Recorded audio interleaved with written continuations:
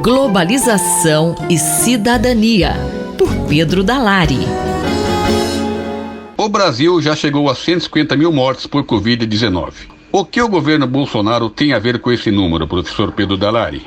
É evidente a dramática realidade causada pela falta de medidas efetivas de coordenação no combate à pandemia da Covid-19 no Brasil. Já são mais de 150 mil mortos. Grande parte dessas mortes poderia ter sido evitada, conforme indicam os dados referentes ao número de mortos em relação à população. O Brasil é um triste recordista. No meio ambiente, a tragédia se repete. Os índices de desmatamento na Amazônia vêm crescendo de modo contínuo e acelerado. As queimadas ocorrem de forma assustadora e os incêndios que atingiram o Pantanal representam um desastre sem precedentes. O impacto social e econômico desse quadro é terrível e haverá sequelas muito graves. A responsabilidade indiscutível por essa situação é do governo federal, especialmente do presidente da República. Por ação e por omissão, Bolsonaro tem atuado decisivamente para inviabilizar uma política eficaz de combate à propagação do novo coronavírus e da Covid-19. Com relação ao meio ambiente, a postura é a mesma. Bolsonaro tem sido um feroz opositor de medidas preservacionistas, atuando para impedir os órgãos públicos de exercerem o monitoramento e a fiscalização ambiental. O comando do presidente da República tem sido decisivo para a configuração de um quadro de horror que nunca poderia ser imaginado.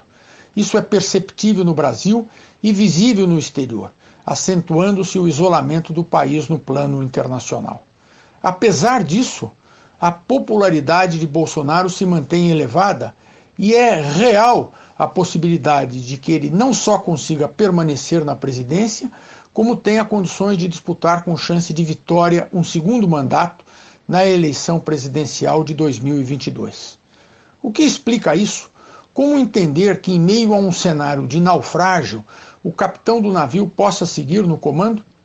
A explicação é simples: a falta de oposição política efetiva a Bolsonaro. Essa ausência tem preservado Bolsonaro e, o que é pior, comprometido os direitos de cidadania da população brasileira. A que o senhor atribui a inércia da oposição? A oposição pontual. As organizações da sociedade, a imprensa, o Ministério Público, mesmo o Judiciário, têm resistido contra medidas específicas e atuado para tentar diminuir o estrago provocado pelo governo federal. Mas, no plano mais geral da política, no âmbito dos principais partidos políticos e do Congresso Nacional, não há posição clara de confrontação com o governo Bolsonaro. Muito pelo contrário. É indicador dessa paralisia o fato de que até agora não houve sequer a instauração de processo de impeachment contra Bolsonaro. Por razões menos graves do que a situação atual, processos de impeachment foram instaurados e presidentes chegaram a ser destituídos. Isso não ocorre agora. Atualmente há requerimentos para a instauração desse processo, mas a impressão que fica é que eles não são para valer, já que os principais partidos políticos no Congresso Nacional não se mobilizam efetivamente para que o impeachment ocorra. Há várias explicações para isso. Uma delas é o alinhamento tácito dos principais partidos políticos com o interesse de Bolsonaro em enfraquecer o sistema de justiça. A preocupação do presidente da República com os processos judiciais que afetam sua família é a mesma de parte da liderança dos principais partidos às voltas com processos decorrentes da prática da corrupção. E essa sintonia gera uma aliança que, do ponto de vista político e ideológico, seria impensável. Seja essa a razão, sejam outras, a paralisia das forças políticas brasileiras não se justifica sob qualquer hipótese. O dano que a permanência de Bolsonaro gera para a cidadania é imenso. A corrosão dos direitos individuais e sociais, a degradação ambiental, a acentuação da pobreza, apesar do auxílio emergencial, tudo isso fará com que a população brasileira sofra as consequências do desmando atual. Na semana em que o Brasil alcança 150 mil mortes por Covid-19, essa situação de horror é dramática. Eu, Paulo Capuzzo, falei com o professor Pedro Dalari para a Rádio USP. Globalização e Cidadania, por Pedro Dalari.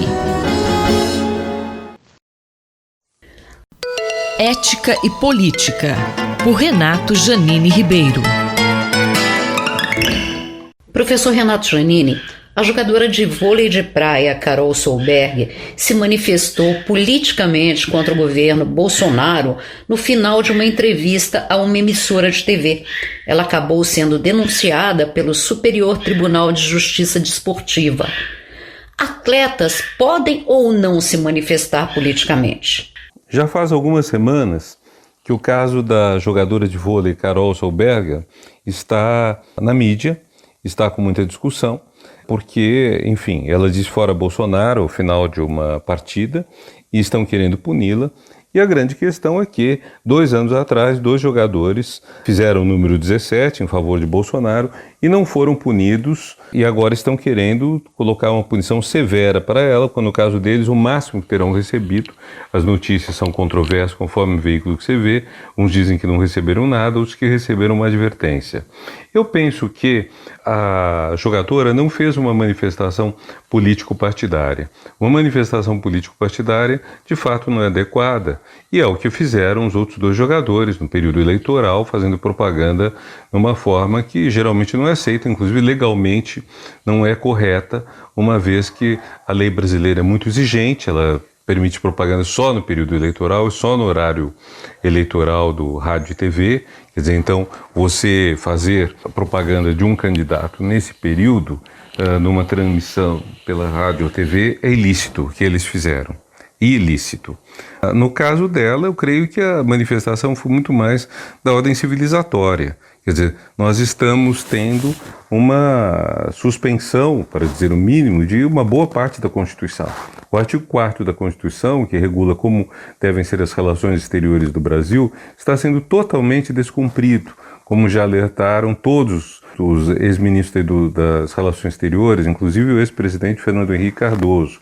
O artigo diz que o Brasil procurará a paz, a integração latino-americana, a resolução pacífica de conflitos, a defesa dos direitos humanos internacionalmente, e o que temos visto, que o Brasil está votando junto com a Arábia Saudita na questão dos direitos das mulheres, isso é, na negação dos direitos das mulheres.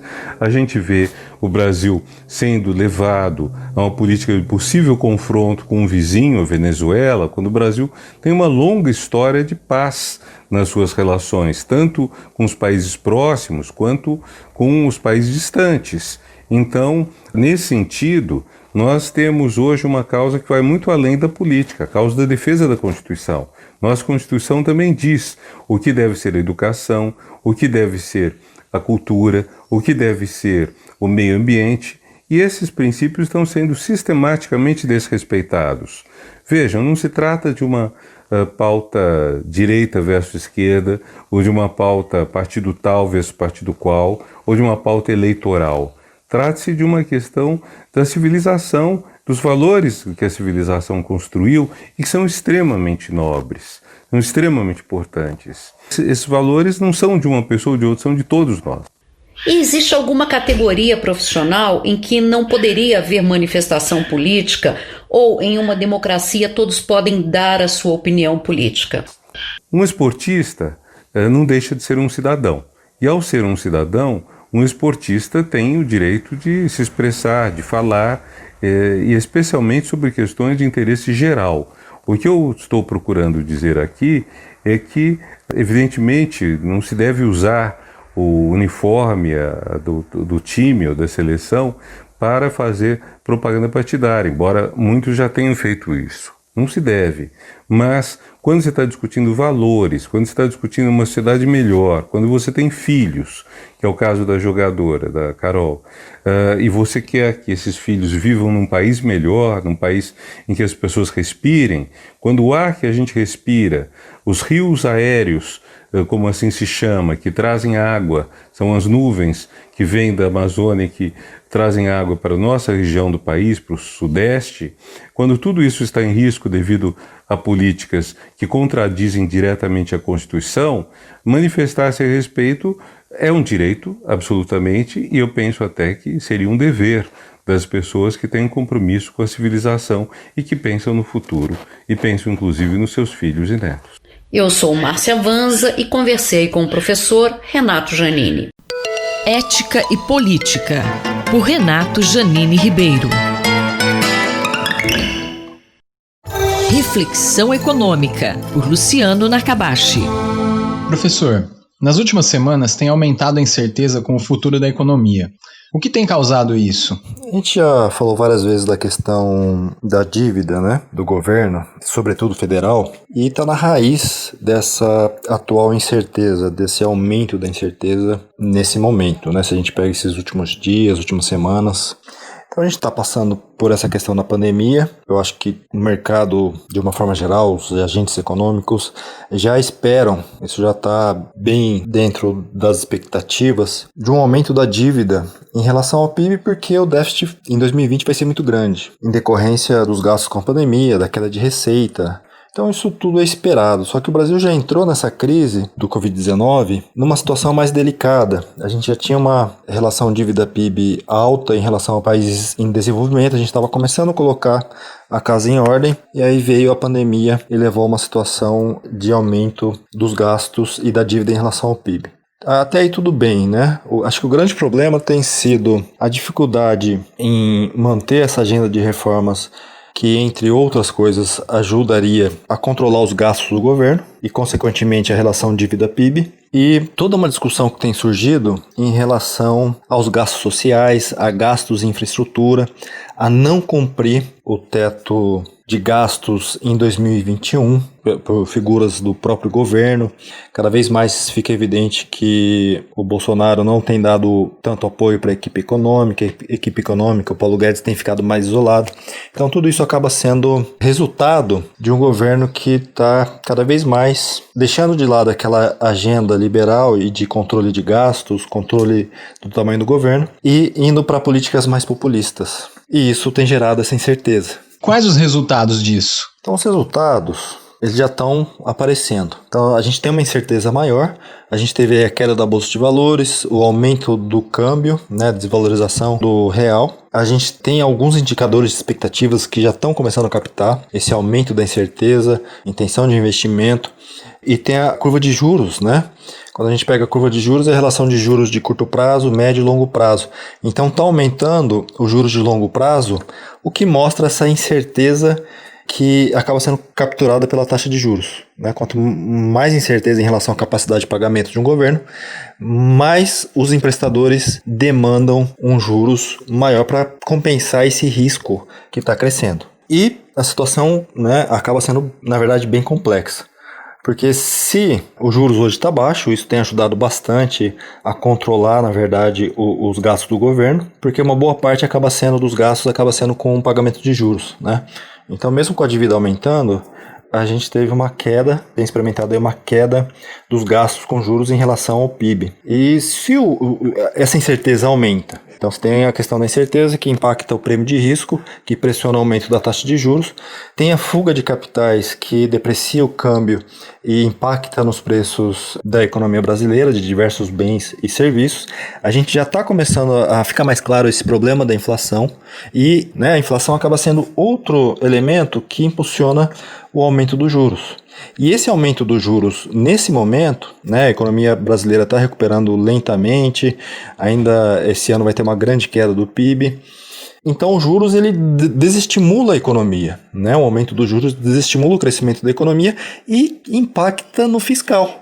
Com uma dívida elevada que as estimativas colocam que a gente vai terminar o ano com 95% a 100% do PIB, um aumento dos juros acaba tendo um impacto muito grande sobre o pagamento de juros, né, sobre o seu próprio pagamento. E isso pressiona ainda mais as contas do governo, causa mais incerteza, e aí num ambiente de incerteza, com juros altos que desestimula o investimento, a incerteza desestimula o investimento, tem fuga de capital, isso acaba sendo ruim para o país como um todo poder retomar o crescimento. Então é essencial a gente pensar, primeira coisa, manter o teto de gasto em 2021 e ver quais são as medidas necessárias que o país vai tomar para manter esse teto do gasto. Porque apesar de conter gasto está relacionado a uma política de redução de demanda, o efeito sobre as expectativas acaba sendo muito maior e proporciona uma retomada de forma mais eficiente, mas que precisa de reforma, né? A gente precisa tocar essa agenda de reforma também para estar garantindo esse crescimento da economia brasileira. O professor Luciano Nakabashi, da FEA-USP Ribeirão, conversou com Gabriel Soares para a Rádio USP. Reflexão Econômica, por Luciano Nakabashi. Decodificando o DNA, com Maiana Zates. Na coluna de hoje, a professora Maiana Zates explica como funciona o CRISPR-Cas9, uma técnica de edição genética cujas criadoras ganharam o Prêmio Nobel de Química deste ano. Semana passada, soubemos que o Prêmio Nobel havia sido outorgado a 4 mulheres, 3 na área de ciências e 1 na literatura. A mídia salientou muito o fato do Nobel ter sido outorgado a mulheres, mas como já comentei mais de uma vez, no caso de Jennifer Doudna e Emmanuelle Charpentier, para nós, geneticistas, isso não foi surpresa. Há muito tempo repito que elas deveriam ser premiadas pela Academia Sueca. E por que a técnica chamada CRISPR de editar genes mereceu o Nobel de Química? Bom, para quem trabalha com doenças genéticas, essa tecnologia abriu perspectivas de tratamento antes inimagináveis. E qual é a vantagem dessa tecnologia em relação a outras anteriores de editar genes? Ela é muito mais simples, mais eficiente e tem o potencial de editar vários genes ao mesmo tempo. E já existem tratamentos clínicos para algumas formas de câncer, como leucemias, linfomas e mielomas múltiplos, lembrando que câncer também é uma doença genética. No Centro de Pesquisas do Genoma Humano e Células-Tronco, usamos a técnica de CRISPR em diferentes projetos. E no caso das doenças que estudamos, podemos usar a técnica de editar genes com diferentes abordagens. Isso porque observamos, em muitos casos, uma grande variabilidade clínica em pessoas portadoras da mesma mutação responsável por uma doença genética. Algumas têm formas graves da doença e outras podem ter formas muito leves ou serem assintomáticas. Essas pessoas devem ter o que chamamos de variantes genéticas protetoras, o que pode abrir caminho para novos tratamentos. Mas como comprovar que são variantes realmente protetoras? Esse é o primeiro passo. E se for realmente comprovado, como elas atuam? Então, a técnica de CRISPR é fundamental para responder à primeira questão, porque podemos editar diretamente a mutação causadora da doença ou então a mutação protetora. Por exemplo, um dos nossos projetos pesquisa uma doença genética letal para a qual, infelizmente, ainda não existe tratamento eficiente, a distrofia muscular tipo Duchenne. Trata-se de uma doença genética que só afeta o sexo masculino, com uma incidência de 1 em cada 3 a 5 mil nascimentos. Esses meninos têm uma mutação que causa deficiência de uma proteína chamada distrofina e que é essencial para o músculo. Por causa disso, meninos que nascem com essa mutação vão perdendo a musculatura e, consequentemente, a força muscular. E ao redor dos 10 anos, ou 12 no máximo, infelizmente, eles são confinados a uma cadeira de rodas. E, recentemente, identificamos 2 pacientes raríssimos que têm a mutação responsável pela ausência total da proteína distrofina no músculo e, surpreendentemente, eles não perderam a capacidade de andar após os 20 anos. A nossa questão é o que os protege. E na busca para essa resposta, fomos estudar o genoma desses 2 pacientes. E descobrimos que os 2 têm uma mutação rara em um outro gene que acreditamos ser uma variante protetora. O fato dos 2 terem a mesma mutação em um gene raro, 2 pacientes que não têm nada a ver um com o outro, um mora no Brasil e outro na Espanha. Esse fato tem uma probabilidade de menos do que 1 em 1 milhão de ser o acaso, o que nos deixou super animados. E aí é que entra o CRISPR. Estamos gerando linhagens musculares desses 2 pacientes no laboratório e de outros que têm a forma grave da distrofia de Duchenne com progressão rápida. E com a técnica de CRISPR, podemos editar, ou seja, suprimir a mutação protetora e ver se as células musculares desses 2 pacientes excepcionais degeneram mais rapidamente. E depois fazer o complementar, introduzir a mutação protetora na linhagem dos pacientes com forma grave e verificar se as células proliferam mais. Chamamos isso de prova de conceito. Se pudermos comprovar esses resultados nas linhagens celulares, estaremos abrindo caminho para um tratamento totalmente inovador. Isso é só um exemplo do potencial gigantesco da tecnologia de CRISPR e porque vibrei tanto quando soube que Jennifer e Emmanuel tinham sido agraciados com o Prêmio Nobel. A professora Maiana Zatz conversou comigo, Fabiana Maris. Decodificando o DNA, com Maiana Zatz.